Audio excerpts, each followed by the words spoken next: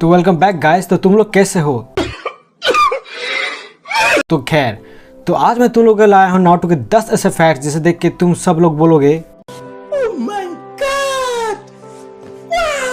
तो अगर आप लोगों ने अगर नारुतो शिपुडेन और बोरुतो देखा होगा तो आप लोगों को पता होगा कि जब नारुतो होकागे बनता है तो वो खुद को ऑरेंज होकागे बुलाता है और फैंस को लगा कि ये नारुतो के ऑरेंज कलर के कपड़ों का एक रेफरेंस है, लेकिन असलियत में ऐसा नहीं है। What? क्योंकि असल में ऑरेंज कलर नारुतो के पेरेंट्स को रेफरेंस करता है, क्योंकि कुशिना और उसकी उजुमाकी क्लान उसके रेड कलर के हेयर से जाने जाते हैं और वैसे ही मिनाटो। Okay.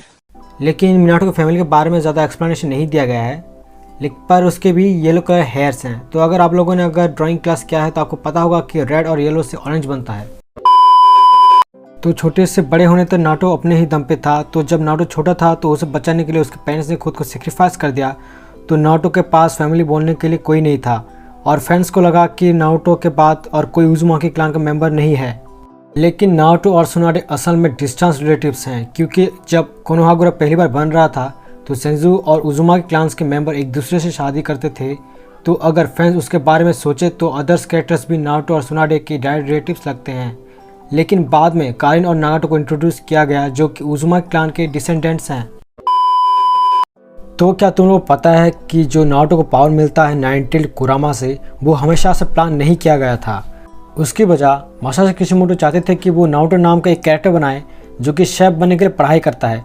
हालांकि उन्हें ये ज़्यादा पसंद नहीं आया, फिर भी उन्होंने एक वन शॉट स्टोरी बनाया शोनेन जंप के लिए और वहाँ से उन्हें ये आइडिया मिला कि एक लड़का जो कि जायंट फॉक्स में ट्रांसफॉर्म हो सकता है और उसका फादर भी एक जायंट फॉक्स है जो कि विलेज में तबाही मचाता है।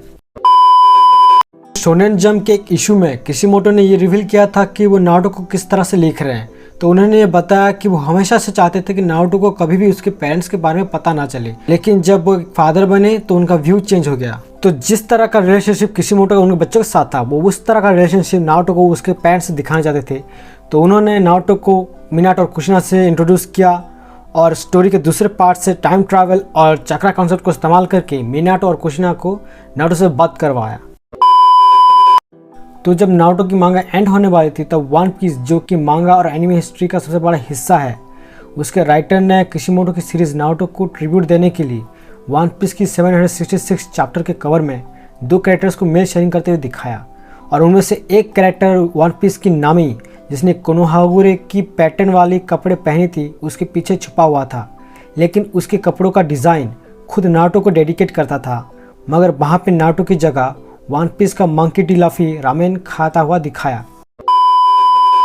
तो नारुतो की डाटा बुक में सारे कैरेक्टर्स के बारे में इंफॉर्मेशन दी गई है, जिसमें कि शिनोबी किस चक्रा नेचर को यूज़ कर सकते हैं उसके बारे में दिया गया है।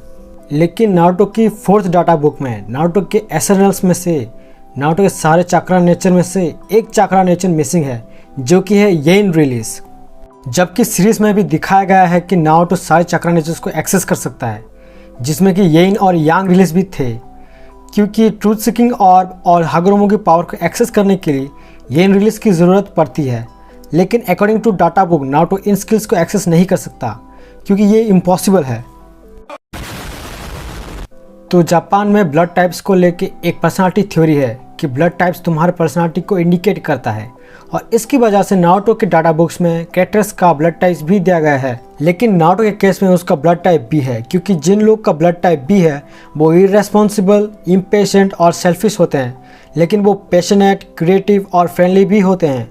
जो पहले के ट्रेड्स मैंने बोले वो नारुतो के ईयरली सीरीज का है, और उसके बाद का जब नारुतो अपने हीरोइक एडवेंचर पर जाता है। तो तुम लोगों को तो पता ही होगा कि नारुतो के शुरुआती वक्त में नारुतो को साकुरा के ऊपर क्रश था, लेकिन साकुरा के फीलिंग्स तो सासे के लिए थे और हिनाटा का तो नारुतो के ऊपर क्रश था। तो आखिरकार नारुतो हिनाटा के साथ शादी करता है और उन दोनों का बेटा बनता है बोरुतो सीरीज का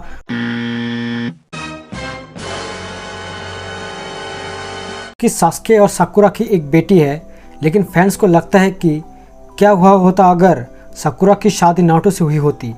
तो इसके जवाब में किशिमोटो ने 2015 के न्यू ईयर कॉमिक कॉन में ये रिवील किया था कि उनकी वाइफ भी सरप्राइज थी जब नारुतो हिनाटा से प्यार करता है, और किशिमोटो ने इस बात को ये कह के टाल दिया कि हिनाटा उनकी वाइफ को रेप्लिकेट करता है, जबकि हम सबको पता है कि साकुरा किशिमोटो की वाइफ की ट्रेड्स को इनहेरिट करती है। तो अगर तुम लोगों ने अगर नारुतो के शुरुआती एपिसोड को देखा होगा तो तुम लोग को पता होगा कि नारुतो पहले गूगल्स पहनता था, लेकिन वो गूगल्स ड्रॉ करने में टाइम ज़्यादा कंज्यूम करते थे, तो इसीलिए उसे कोनोहा के हेडबैंड से रिप्लेस कर दिया गया। तो ये तो तुम लोगों को तो पता होगा ही कि शुरुआती टाइम में नारुतो सास्के खुद का राइवल मानता था, लेकिन बाद में सास्के भी नारुतो को खुद का राइवल मानने लगा। और अकॉर्डिंग टू किशिमोटो ये उन्हें पता था कि एक दिन स्टोरी अपने क्लाइमेक्स पर पहुंच जाएगी जब सास्के ये एक्सेप्ट कर लेगा कि नारुतो उसके इक्वल का है और वो दोनों एक दूसरे से बैटल करेंगे। हालांकि किशिमोटो को ये भी पता नहीं था कि ये वो कैसे करेंगे, लेकिन उन्होंने ये धीरे धीरे करके कंप्लीट कर दिया। फिर भी उन्हें ये पता नहीं था कि वो दोनों को एज एनिमी या फ्रेंड्स के हिसाब से फाइट करवाएंगे। इवन उन्होंने दोनों को ब्रदर्स की तरह भी दिखाया था। तो आज के लिए बस इतना ही, और वीडियो पसंद आए तो वीडियो को लाइक कर दो और सब्सक्राइब भी कर देना यार।